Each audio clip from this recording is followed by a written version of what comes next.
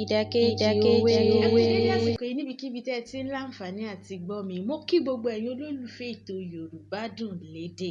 Ẹwà wa, òun ni èdè wa. Yorùbá dùn lọ́rọ̀, ẹ jẹ́ kí a máa sọ.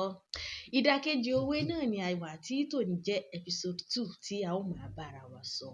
Òwe tí a ó sì máa gbé yẹ̀wò lórí ètò ní òwúrọ̀ yìí, òun ni òwe méjì tí ó sọ wípé, tí alákọ̀ọ́kọ́ sọ wípé, banu sọ, má beniyan sọ, ènìyàn ò fẹ́ ni fọ́rọ̀ àforí ẹni. Àtòwé kejì tí ó sọ wípé, ìsínwó, ìkoròwó, ohun tí a bá jìjọ wò, gígùn ní gún. Tí a bá wòye sí àwọn òwe méjèèjì, a ó rí pé ó dàbí ìgbà tó kíra wọn. Torí níbì kan tá a bá sọ wípé banu sọ, má beniyan sọ. Torí pé ènìyàn ò fẹ́ ni fọ́rọ̀ àforí ẹni.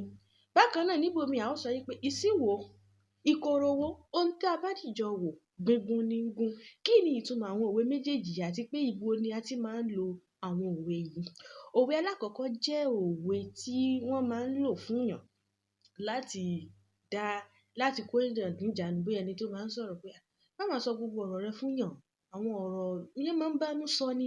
Èèyàn kì í bí èèyàn sọ nítorí pé ènìyàn ò fẹ́ ni fọ́rọ̀ àforí ẹni. Irú àsìkò wo náà máa ń lo irú èwo? Bóyá nígbà tí èèyàn ń gbèrò àti ṣe nǹkan dáadáa, bóyá èèyàn ń gbèrò láti ṣe nǹkan tó máa ní ìlapa nínú ìtẹ̀síwájú ìgbésí ayé èèyàn, tí èèyàn wá ń gbèrò láti ṣe èrò, mò ń gbèrò láti ṣe dáadáa.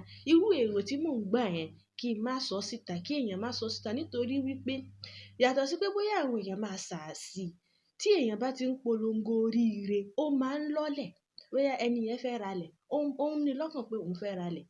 Bóyá ó ní lọ́kàn pé òun fẹ́ gbàjọ. Tóun bá ti wá gbàjọ yẹn, ó rò pé owó àjọ yìí máa fi ralẹ̀. Tí n bá ti wá ralẹ̀ yìí, màá wá fi kọ́lé. Irú nǹkan bẹ́ẹ̀ yẹn èèyàn ò kí ń sọ, èèyàn máa mọ̀ sí kàn pé okay, àjọ tí mo fẹ́ gbà yìí tí n bá ti gbà, màá fi lọ ralẹ̀. Tí n bá dẹ̀ ti ralẹ̀ yìí, ilé yìí o, ilé kan báyìí mo fẹ́ kọ́ sórí ẹ̀. Kó ṣe pé èèyàn máa sọ pé lágbájá mo máa fẹ́ gbàjọ. Tí n bá ti gbàjọ yẹn báyìí, ilẹ̀ ni màá lọ fi rà. Ó ṣe é ṣe kí àdánwò tí kò retí kí ó ṣẹlẹ̀, tí ó má lè rí owó àjọ yẹn, kó má lè fi ralẹ̀ mọ́. Tàbí kí ó jẹ́ wípé ọ̀rẹ́ rẹ̀ tí ó sọ fún, inú rẹ̀ ò dùn sí. Bóyá ẹni náà ti ń ṣègbìyànjú láti ralẹ̀ láti ọjọ́ pípẹ́ tí kò rí owó tùjọ. Ìwọ wá dé, ìwọ sọ pé o ti gbàjọ kan. Ó lè jẹ́ pé gbogbo owó nǹkan àjọ náà ni yóò fi rọ padà. Torí ẹ̀ náà ṣe máa sọ pé banu sọ, má beniyan sọ, ènìyàn ò fẹ́ ni fọ́rọ̀ àforí ẹni. Pé nítorí pé fúnra ara èèyàn lèèyàn máa ń nífẹ̀ẹ́ láti ṣoríire. Fúnra ènìyàn ò fẹ́ ni fọ́rọ̀ àforí ẹni. Fúnra ara orí ẹni báyìí ló máa ń fẹ́yàn láti tẹ̀síwájú nínú ìgbésí ayé.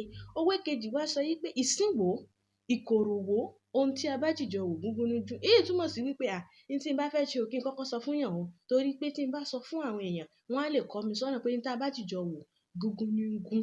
Òwe lè jẹ́ òwe kan tí wọ́n máa ń lò nígbà tí oríire ti hàn síyàn ní gbangba. Oríire ti fẹjú, kò ṣe dọwọ́ bò mọ́. Bóyá èèyàn kan fẹ́ ṣègbéyàwó, gbogbo ayé ti mọ̀ pé lágbájá fẹ́ ṣègbéyàwó lọ́jọ́ báyìí.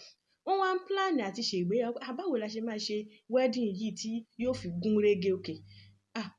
Ó dà pé event planner ní lágbájá. Ìsínwó, ẹ jọ̀ọ́ mo fẹ́ ṣe wedding báyìí ni mo lérò. Rárá, ìkoròwó, ẹ ṣe jẹ́ ká ṣe báyìí kó lè bá gún bó ṣe ń gún. Èyí tó jẹ́ pé oríire tó ti fojú hàn ni pé ó bá rò pé okay, wọ́n máa ṣe fúnra mi jàre, ṣe bí kí n kákan jẹun ká. Ó ṣe é ṣe kí ẹni tó fẹ́ plan ẹ̀ fúnra rẹ̀ kó má rí plan dáadáa, kí gbogbo ìgbéyàwó náà kí ó mẹ́hẹ̀, kí